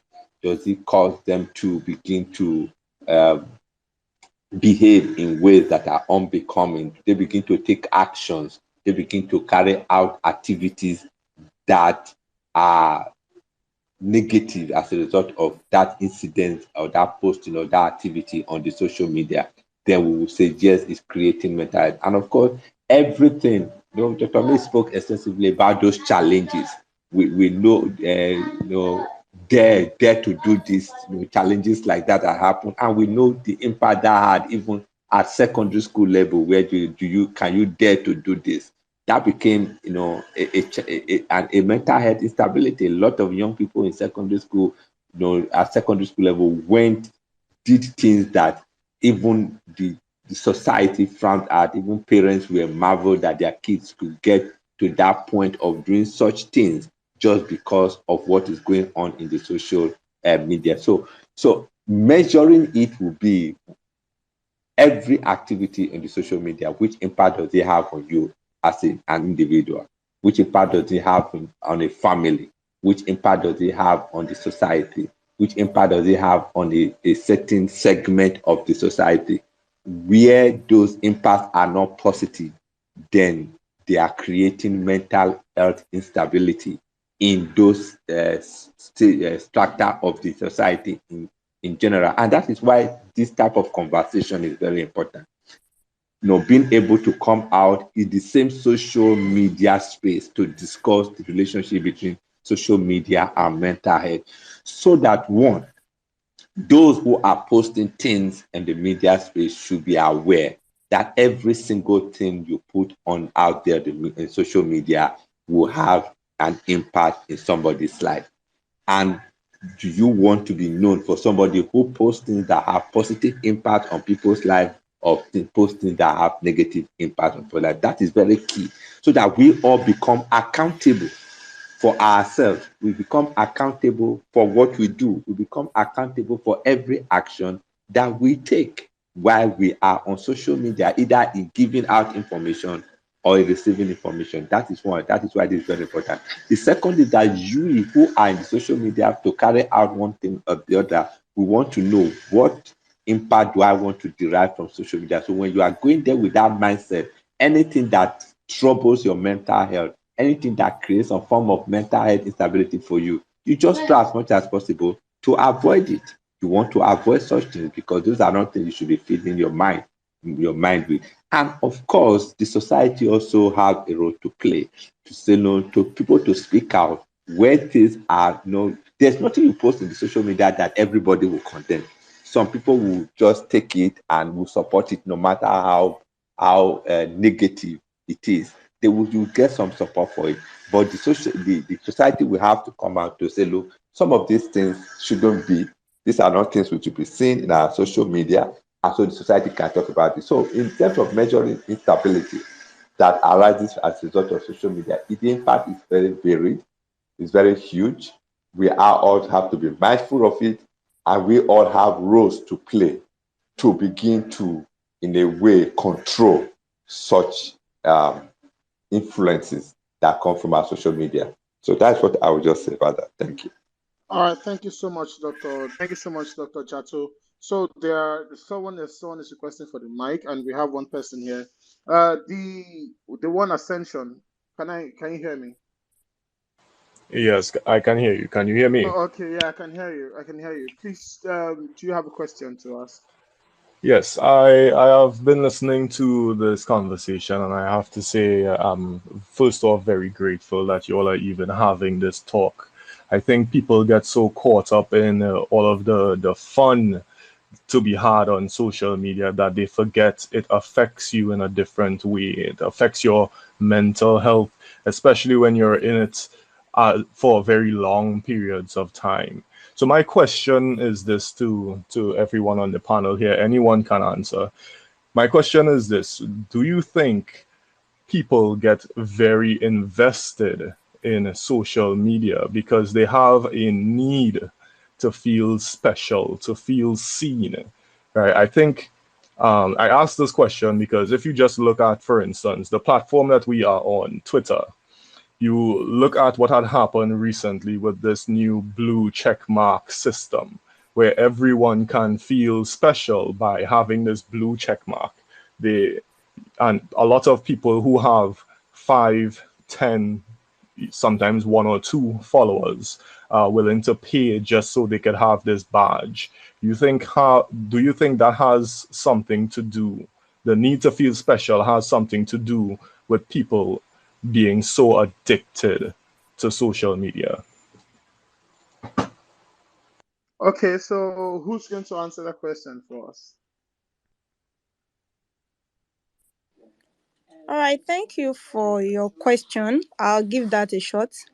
So I believe that social media give some form of validation. I mean, if you post a really nice picture, you get compliments, you get good feedback, and it kind of makes you feel good about yourself. And for some people, social media is a platform where they test the waters with their skills. So you have someone who is probably into some sort of business and they are not so sure about their expertise. They can try to post a few of their work on social media and see how it will be received. So yes, it's a place where you can test waters to know if what you're doing is marketable or not. I know in the music industry, most of us will be familiar with Maven Record in that sense. Most of the new signees that they have were actually scouted on social media. If those people didn't put out their work for people to see for some sort of validation, they will most likely not have gotten those kind of opportunities. So I believe that yes, people put out stuff on social media to get validation, and not just validation so that they can feel good about themselves in a certain way, but it might also be a way to give some sort of validity to what they are doing apart from the surface level validation that comes with using social media.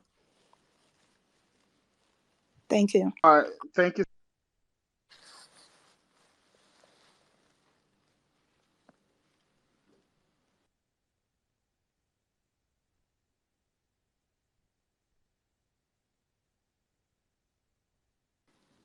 Hi, Ajibola.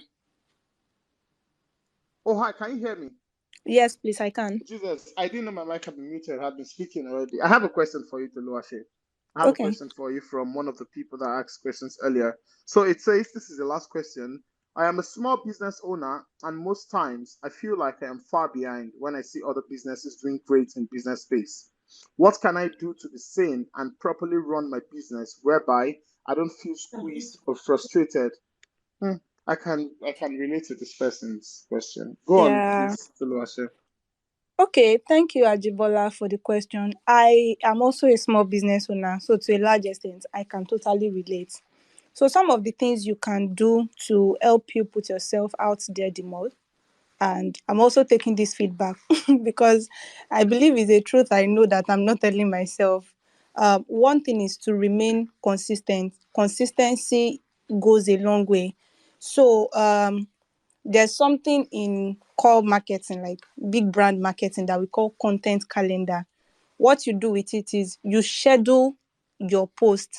Most of these influencers that we see that post, I believe they have structure to it. So be consistent in what you do. If what you do, for example, is you cook, and every Tuesday you post on social media your menu for the week or whatnot, be consistent in what you do. Let people know your brand for quality, to say that even if it's one item you're able to roll out in a month, it's going to be premium. Use testimonials of people that have patronized you in the past. There's nothing that speaks for a brand like testimonials, which is why even on social media I see people buying reviews. I've heard stories around how people generate reviews, but make sure that you actually get legitimate reviews. If people can do video testimonials for you, let them do it. It gives credibility to your brand. Use referrals. When people patronize you, feel free to tell them, oh, please share pictures, tell your friend about my business. And you can even offer them things like, oh, on your next purchase, if you refer one person, I'll give you 5% discount. It goes a long way. Collaborate with other brands that offer complementary services. So I'll cite myself as example. During Valentine, I collaborated with some of my friends who are also small business owners. So we put our products together and we curated Valentine gift boxes. We all made sales, but it was just under a single umbrella, right? That we rolled out that initiative. So collaborate with people who offer complementary services. You can join communities. I'm not going to mention names, but there are certain communities that are quite popular on social media for SMEs that you can sign up under. They have a way they do the trainings and they give brands visibility. Also, and most importantly, understand that growth is a process. Rome was not built in a day. You start somewhere to get to where you are going. You're not going to fly there. So enjoy the process, keep improving, stay consistent. And at Stanbic IBTC, we have a community for small business owners. It's called Blue Blossom. When you join Blue Blossom, you enjoy services like you already belong to a community of business owners standard. You enjoy discounts, you have access to loans for small businesses, SMEs. You get discounts at certain stores all over the country. You get access to free financial services advisory. I mean, it's just a bouquet of value adds for your business. So if you are a lady on this call, if you're a guy, you have friends, you have mothers that are into businesses, please hook them up with Blue Blossom. That is like a community I can beat my chest and say, yes, this is a good platform for you to network with other business owners and give your brand the needed visibility that you want. But above all, stay passionate, stay consistent, and keep pushing. Thank you. And keep guiding, keep guiding, keep guiding, keep Don't lose guiding. guard. 100, don't lose guide, 100, 100. Ijama Chelsea, always guiding, All right. 100. Well, thank you guys so much. So we're coming to the end of our space. Once again, this space is brought to you by Stanbic IBTC. Thank you guys so much for joining. So before we go, would like to take final words from our speakers. Final words and tips from our speakers. We'll start with Dr. May. Please, because we want to end the space soon, we've taken so much time already. I want to let people go and enjoy the rest of the day. I know they've enjoyed themselves here, but let them go and relax from work and everything. So, Dr. May, please go on. After Dr. May, Dr. Jato. After Dr. Jato, Tolu Ashe. Just the final words and tips for people. Thank you so much. Dr. May, please. Thank you very much, Jibola. Thank you, everyone. And for everyone on this platform, know that Stanbic IBTC is a bank that I call family. Stanbic IBTC, like Dr. Jasto said, is one of the leading corporate organizations that don't just pay their staff salaries, but the welfare of their staff also matter. Hence the reason why they have what we call employees assistance program. A safe space for employees to unburden their mind, to unburden their emotion, to talk about what is affecting them on a day-to-day basis. So if you are in any organization aside from Stanbic IBTC and you don't have that service, please copy what Stanbic IBTC is doing and make sure you get your employer to get that instituted in your organization. For everyone out there, please understand that stress is part of life. You cannot tell yourself, I want to avoid stress. You know why? Even when you are sleeping, stress, your brain is active. That's why you dream. Your heart is pumping blood around the system. That is why you are alive. Your lungs are there. That's why you are breathing well. So please, minimize your stress level, because the reason why quite a number of us are stressed because of a lot of things happening on social media, a lot of audio, things that are not real and you think that they are real. So why are you stressed today? What is stressing you? Could it be yourself? Could it be trauma? Could it be your relationship? Could it be economic or financial reason? Could it be schoolwork? Could it be a toxic environment you are working in? Could it be toxic workplace? If you find yourself being stressed, please take time out to take care of yourself and practice what we call self-care. And I'm going to round up with what I stand for, what self-care really is. I talked about it earlier, but let me just elaborate more on what self-care is so that you can pick something from what self-care is and begin to institute it in your life. The S in self-care is self-awareness. Know your stressors, know your struggles, know your weaknesses, so that you can know what is your triggers and be able to deal with it. The E in self-care is exercise. Please don't see exercise as an activity for weight loss. It's a lifestyle thing. When you exercise, it boosts one of your feel-good hormones, which is called endorphins. There's nobody that ever exercises and feel unhappy. So please exercise 30 to 45 minutes, brisk walk. That is what the World Health Organization has recommended, so that you can, your heart can be happy for it. The L in self-care is limit exposure to excessive news and social media, which we are talking about today. I'm not saying go off, but excessive exposure to news and social media. If some WhatsApp groups are no longer serving us, especially those our alumni, secondary school and university, uninstall it. Exit yourself. Dr. May exited. It is my phone, it is my tablet, it's my money, it's my airtime. The F in self-care is find and engage in pleasurable activities. Channel your activities into things that are positive for your growth, both personally and professionally. The C in self-care is connect.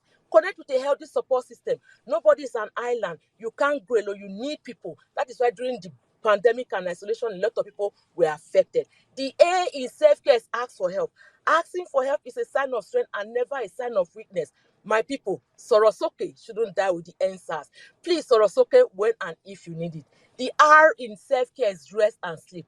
There's no award or accolade for the busiest person on earth. Please sleep, sleep 7 to 8 hours. You need it. If not, if your body shut down you, it's a big problem. And the last of self-care is E, eat right. Please stop making your plate look like white and red, rice and stew. Make it colorful. Put some carrot, put some all those greens and purple and whatever. Fruit in the season, vegetable in the season. That is what you should do. So if anything today, take the one thing from the SELFCARE, self-care, and run with it today. God bless us all. Thank you so much, Dr. May. Thank you so much. I appreciate you and I celebrate you. I've learned a lot from you today. Thank you so much. Dr. Chato, please, your final words and tips.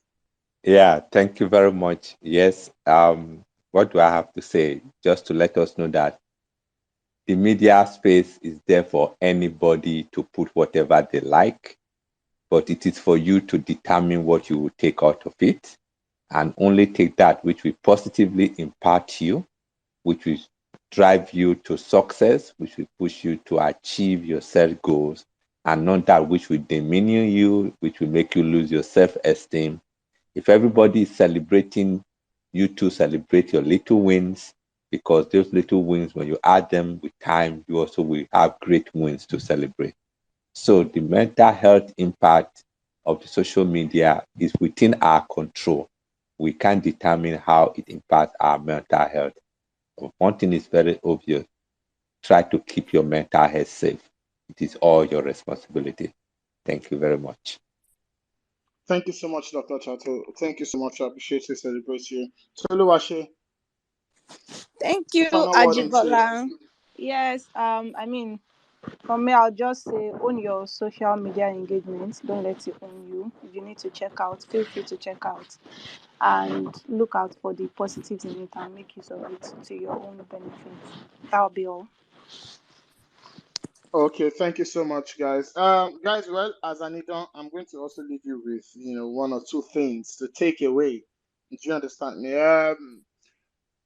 This place is almost like a mirage. It's almost like a place that doesn't exist and it exists at the same time. It's not reality, but at the same time, there is a part of reality here, right? But what you should be focused on is your own reality.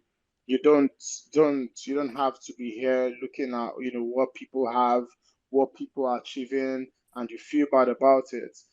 Whatever, like I said earlier, whatever can inspire you on here, if this place can inspire you, if it can motivate you, if it can give you ginger, it can also, put you down. It can also weigh you down as well. So you have to choose what you want this place to do for you. Life is a choice. Whatever tool you have, it all depends on how you decide to use them. There are people that have benefited so much from this space. I have learned a lot from Twitter. I have learned so much from social media. I have used them to, push my life further than I was. My life has been better. I have learned a lot of things here. I have learned how to unlearn things. I have relearned things on here. So social media is exactly what you want it to be for you. It is a place where I come to have fun, where I come to get some laugh. It's a place where I come to learn. It's a place where I gather knowledge. It's a place where I gather information. I filter those informations at the same time. It's a place where I meet people, where I make friends, where I do business. It's a place where, I get to relax and just have fun with myself. So it is exactly what you want it to be. It's a tool. It's a not living thing. You decide what you want it to do for you. You use it for exactly what you want to use it to do. And also, like I said earlier, whatever it is that you do in life, whatever it is that you do on social media, please do not forget your reality. Stick to your reality. Use it for the betterment of your life and the betterment of yourself. Thank you once again, Stanbic IBTC, for hosting this space for us. I learned a whole lot, and I hope you really learned a lot. Thank you, Dr. May Kadiri. Thank you, Dr. Silvanus Jato. Thank you, Toluwashe Adeshina. And thank you all. Thank you to the audience for joining this space. I appreciate you guys for joining, and I really hope you learned a whole lot like me. I'll be leaving now. It's 8 p.m. already. I hope to see you guys soon again. I hope we have a space like this soon again, because this is very important to us. Have a great night, guys. Thank you so much. Bye.